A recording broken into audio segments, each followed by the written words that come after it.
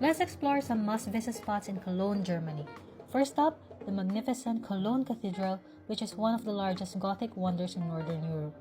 It's not just a marvel from the outside, but its awe-inspiring interior is a true masterpiece of Gothic architecture.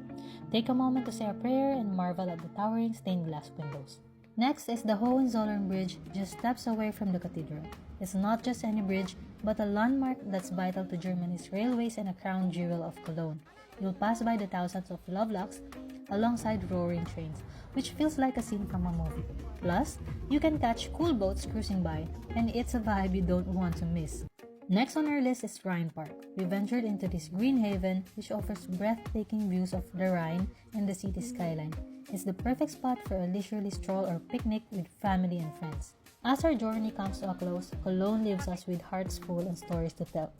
From majestic cathedrals to bridges of love and parks of serenity, this city is a treasure waiting to be discovered. Ready to explore Cologne? Hit follow for more adventures, share the love, and let's explore the world together.